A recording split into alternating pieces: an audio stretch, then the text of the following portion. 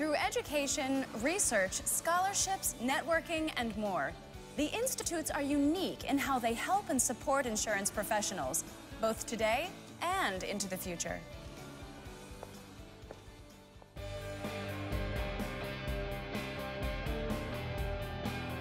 Thought Leader Theater is brought to you by the Institutes. Good afternoon. My name is Gary Nesbitt. I'm the Director of Risk Management of Advanced Auto Parts, and I also have the honor of being the chair of the Annual Conference Programming Committee. And I'm very impressed that you guys are here on a Wednesday, last day of the conference. You get kudos for that. I'm helped out this afternoon by Ann. Ann, you want to introduce yourself? Ann Chalmers. I'm the Vice President of Risk and Security for Tech Resources in Vancouver, Canada. And I've had the pleasure of, this is my second conference on this program. No later than and 1:45 so we'd like to share with today. you. The Treasure Trek drawings will take place during the conference finale in the Great Hall beginning at 3:15. You must be present to win. And would you repeat that? I think somebody was very rude. Ann Chalmers, Vice President Risk and Corporate Security with Tech Resources in Vancouver, Canada. And this is my second conference being on the programming committee. And next year I will be the chair in San Diego. So we look forward to hearing your feedback as we just go through this. Thank you. All right. We put together a little presentation for you today, but first of all, did we have anybody here that was a speaker this year? Okay, so you have the inside track on how to do this then.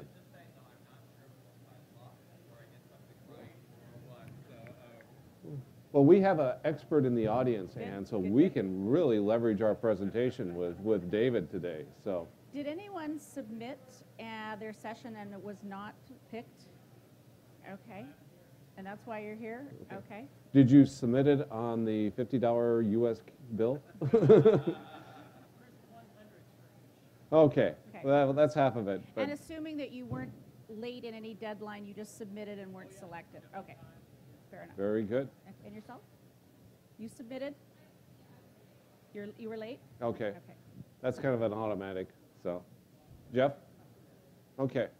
Well, hopefully we'll walk through the process, and hopefully it'll be helpful. Obviously, we'll be looking for submissions for San Diego. And just to kind of give you an idea about the whole process before we get into the details, how many put their card in for an iPad today? Wow. Good, maybe I'll win it then. So when you think about the submissions that are being sent in, we have roughly a little over 900 that come in. Out of that, we'll submit about 120, plus then you got the ARM sessions and the industry sessions, so it is a little bit daunting from that. I've submitted sessions in the past and not gotten selected. So we'll kind of go through this. We do have some learning objectives. Hopefully give you some tips on how to submit a winning presentation. Mm-hmm. And what makes a poor submission is immediately, if you kind of get our attention, there's typos, the grammar is incorrect, and it looks like a sales pitch for your company. Mm-hmm. So, actually, I think we'll be drawing 2 names from our content contest participants at 2 p.m. today. Visit the RIMS Hub, booth 1021, and tell us your ideas. We'll give away 2 Apple Watches at 2 p.m. You must be present to win. All right. I think Ann's objective number 2 is probably the most important one. And we'll also talk about the timeline for San Diego because it does come up really fast. So when you submit your session, the good thing is to have a really, really precise title that more or less teaches you as the audience what you're actually going to be speaking about right away. So if you take Gary's props, this is this year's, so you can look at what's been offered, what tends to be the trend year in, year out, and obviously new topics. The description needs to be very concise. Also what the learning objectives are for the audience. And if you have a white paper, some participants and speakers do have white papers they published. or their firm's published, you can include that as well. You must have a risk manager. So the good thing is you don't necessarily need to have a risk manager necessarily from your client base or friends, but there are a lot of risk managers here, and so it's very important to try to procure one who hopefully is a good speaker, can attract the attention. It doesn't need to be a member of RIMS, is that right? The risk manager needs to be a member of RIMS. It's helpful. It's not necessarily a deal breaker. Yeah. You can be. Yes, the question was, when I'm submitting a session, I need to have a risk manager. Does that risk manager need to be a member of RIMS? It's preferably, but it's not, we don't double check that when we go through them. Yeah. And I am I can make a submission and Yes. Yep. Yes. You And, can and make in us. reverse too, not Yeah. just service providers, right? Yeah, and you can, when we go through these, the first time we go through these, we don't see who all the speakers are. Yeah. So if you're thinking, well, if I put Gary Nesbitt down or Ann down, that's an automatically in. It's not, because when we go through these, we don't see who the speakers are in the first Yeah. round. The first blush with the computer is anonymous, so it's gone on content, and then later, after that submission review, then we look at who's the speakers and then the sessions, and then building it out towards the end of the year. Also the levels. If it's an education session, if it's a master or innovative, those things are very important to make sure it matches with that type of category. And what Ann is saying is very important, because if you think about it, on that first round, we're going through almost 900 of these. So if you think about your summer vacation, what would you like to do? Would you like to read 900 submissions? So be honest with you, we read those and we're looking for these key points. And if the key points aren't there, we're probably going to diss it. On the session information, obviously we do have sessions. You'll notice we repeat, like certificates of insurance, additional insureds. When you look through the catalog, you'll see some topics that we do, areas that we repeat. But we're also looking for what's new, what's innovative, what is somebody doing out there that nobody else has done? What's more from a leading strategy? Because when you think about the audience, we have about a little under 10,000 people that paid to go to the conference. That means they want to attend sessions. Out of that, there's probably 5,000 to 6,000 full-time risk managers. So you have to think about that audience. Now, you may have a leading topic on injuries from split rim wheel changes. You know, if you're in the trucking industry, that might be a really hot topic, but it's going to have a pretty narrow view. So you may write everything out just perfect, just like Ann said, but if it's such a narrow topic, we still may discard it. So the topic must be specific. One of the things we're looking for on that submission, can we recognize what the topic is right away? If the description takes us 4 sentences to figure out what the topic is, we get very impatient. We have a very short attention span. If we have to read to the 4th or 5th sentence to figure out what the session is, by the 700... It's not too late to enjoy the California Dreamin' Luncheon being served in the exhibit hall until 2 p.m. If it takes us to the 4th or 5th sentence, we probably aren't going to keep it. It may be great, but it's more because of how it's worded. The title has to be specific, and the description needs to be very specific. If you go back to what Ann said, a good tool before you write your submission is take a look at this. Look at the titles, and every session has, you know exactly what that session is in 1 sentence. If it takes you 3, 4, 5 sentences to get to that point, Don't forget, all completed don't forget. Treasure Trek passports must be turned in at the RIMS Hub, booth 1021, no later than 1:45. Thank you. So look at this. This is a great guide. Not that we want you to copy these and resubmit them, but when I've submitted sessions, I keep these, and I'll spend 15 minutes just reading them through so that gets my mind in, okay, what do I need to do? So if you want a cheat card, look at this year's program. So just to go through some of the things that you should think about, it needs to have a title that's catchy, modern, that gets the attention right away of the 10 or 12 people that spend an entire weekend on a computer vetting these sessions. So a good example, and I'll interject, if you want to use men are from Mars and women are from Venus, that's been done a lot. So go ahead. And then a well-written description. Now, a lot of us, I happen to be a risk manager, and my devil is in the details. My writing skills are my least best subject, but have someone else read it for you. Have someone else say, does this make sense to me? Would you want to attend this session? Make sure the title and the content match. And definitely, RIMS is about international risk management. It's for years, lots of it's sort of domiciled within the United States, but it is about the international business world. So trying to keep that in mind as well as you move forward. And what's new? What's new right now might not be new next year, but what's new in September might be something that we put on a thought leader workshop like this one next in the conference. So we do have those type of approaches too.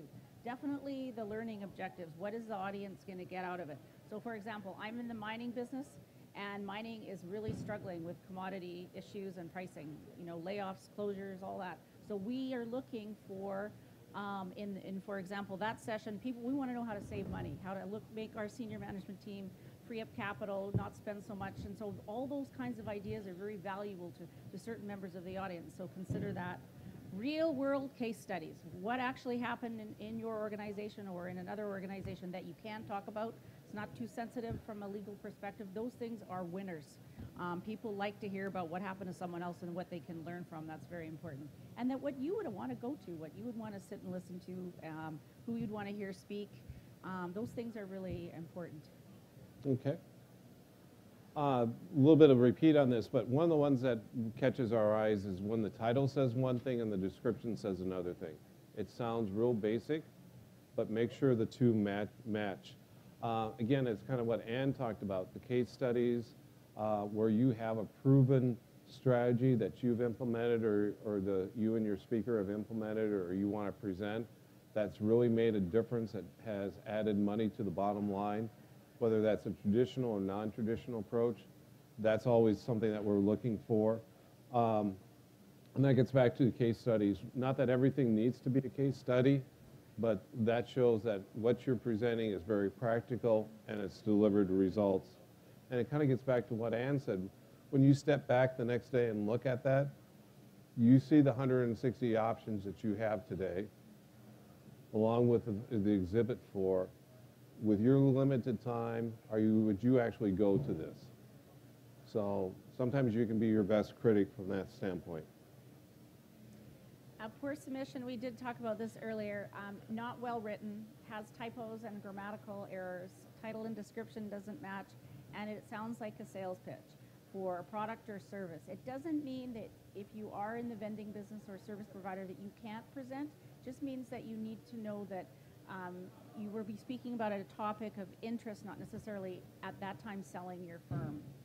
If the topic's too narrow, example sometimes is forestry, sometimes doesn't always make it because it's a narrower group. There are other activities outside of RIMS where forestry groups get together.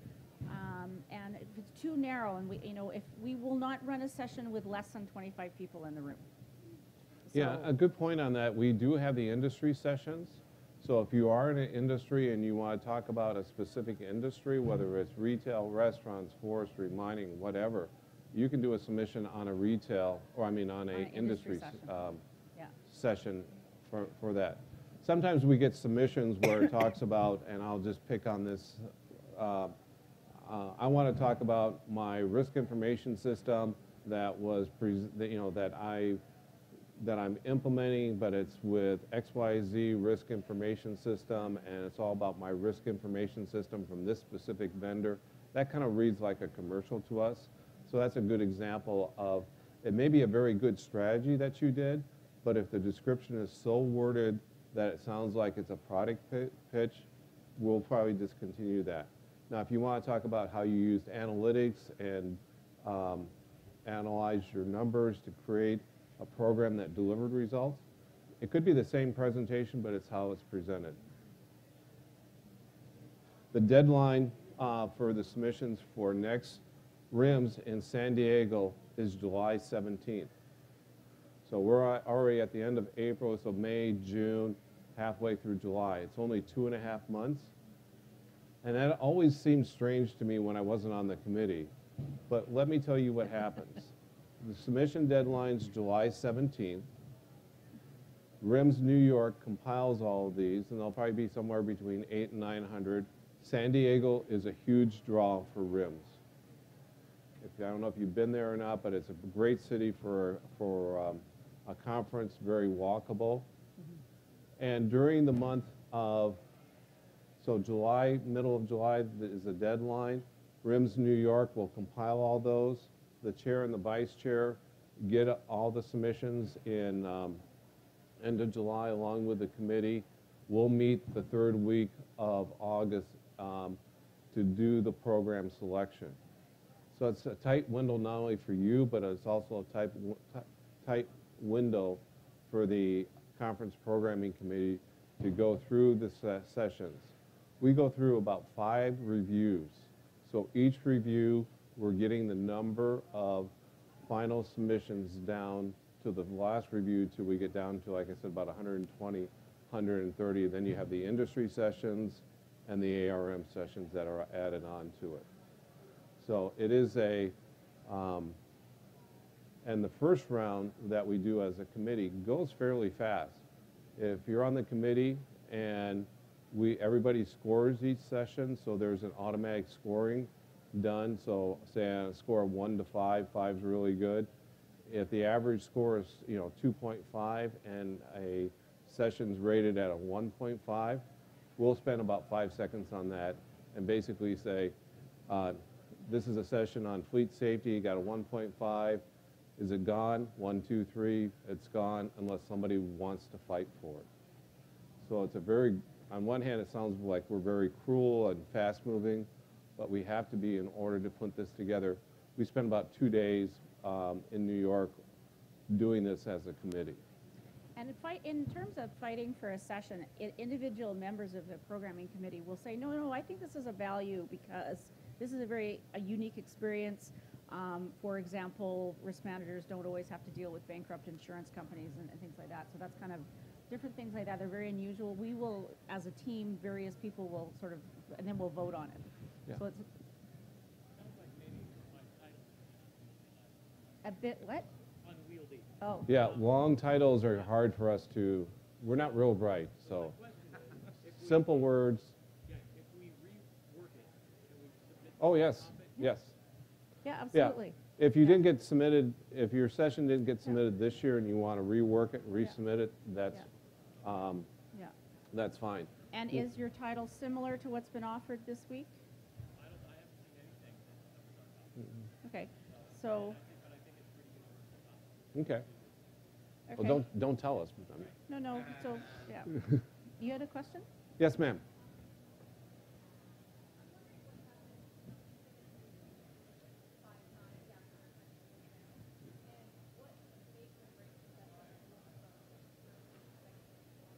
Well, think about you have 900 submissions and you got to get it down. So you don't make the final selection the first time around. So what you're doing is culling out sessions each round.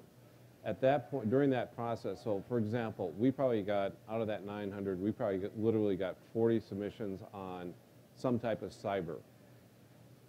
So there you're trying to, the first round you got 40, then you try to eliminate the ones that, maybe are poorly not written well, the title doesn't match the description. So then you get rid of, say, 10 of them. Now you're down to 30. The next round you're trying to, okay, out of those 30, how many are duplicates? then you're trying to, then so that's the fourth, that's the next round. Right in the middle, then we start looking at who are the speakers. So then we're trying to figure out, okay, does this person really have expertise? So if it's from, you know, Gary's CPA firm and, you know, Gary's got 2 employees, you know, versus somebody who's coming from, say, Costco, yeah, we're probably going to kick Gary out. So, so it's that process. You just can't go from 900 to 100. So you work it in rounds. In each round, you're trying to work with a smaller number so you can make those decisions. I think the other thing too is when we, after we finish that vetting process, all the members of the committee are assigned between 10 and 15 sessions to be responsible for. So then, like for me, I had 12 sessions, and then I got a few more when I got here this week. And sometimes you have first-time presenters. We're working with them, try to help them, you know, keep their PowerPoints sort of to a minimum, you know, and say like, don't read your slides. And we do try to sort of coach after we've sort of vetted and selected the sessions so that they have a good experience and people want to go to the sessions, they enjoy the learning, et cetera. Yeah, and we don't ask for people to do the full outline, the full learning objective until it's selected Later. because we don't want to put people through all that work. But, and the other thing we're doing, like on the cyber, we may get down from, you know, we may start out with 40, we're down to 10. Now the review slows down a little bit because now we got less number of submissions to work with. We're kind of laying those 10 out and saying, okay, are these all similar or are they covering different areas? And we're also trying to look at the total program. You can't do a RIMS conference and have 10 sessions on cyber. Well, maybe it's a good topic. Maybe you want to have 2, but they need to be different. So somebody, you know, they may be at different levels or from different angles. And that's, you know, that's where the committee is trying to do. There's about 10 to 12 people on the committee. So nobody just makes these decisions arbitrarily. So we're trying to look at things. It's like a big puzzle. Where do I have gaps? What do I need to fill in? What areas are covered? Can you suggest any kind of guidance as to who the risk manager attendees are, such as what industries they come from, whether they're public companies or not, or anything else that might suggest the kinds of topics that they generally that they would be interested in? You know, the question is, do we look at which industry, public or private?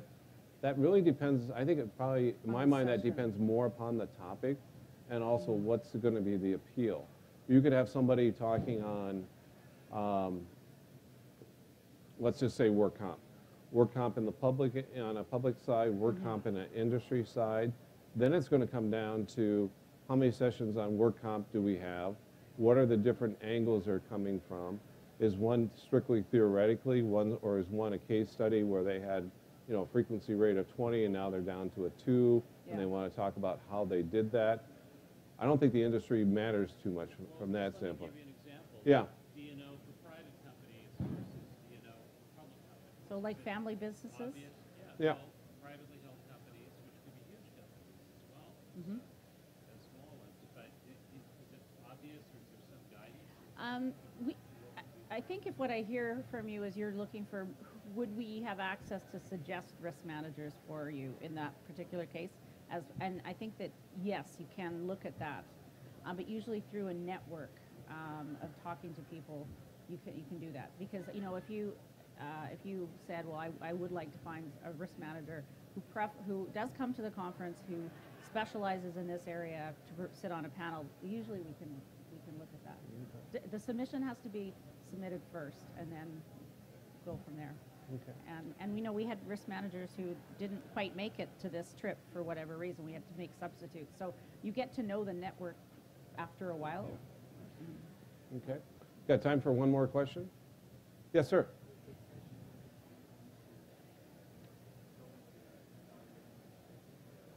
The question is, do we look at the reviews Yes. from this year? Yes, we do. So one of the things we'll do this summer is we'll get a printout of all the sessions, what was the attendance, and what was the quality, what were the feedback. Yeah. We may have thought, boy, this is the best session ever, and 20 people showed up and they got a poor rating. Well, we're not perfect, and we'll try to learn from that as we're building the sessions for next year. So the feedback is very important, and it is used along with the attendance. So, for example, I mentioned we do, one of the repeat subjects we usually do is like on the additional insured certificate of insurance. I think there was like 300 people in that room. You know, if those presenters do a good job, we'll probably have that topic again. So, because you're also looking at topics for new risk managers. You're also looking at topics, is this session geared towards somebody with 5 to 10 years of experience? Or is this more of an expert level, you know, somebody who's been doing this for 20 years, will they come to that? So you can kind of pitch your presentation depending upon those 3 different markets. All right, thank you very much. Thank you.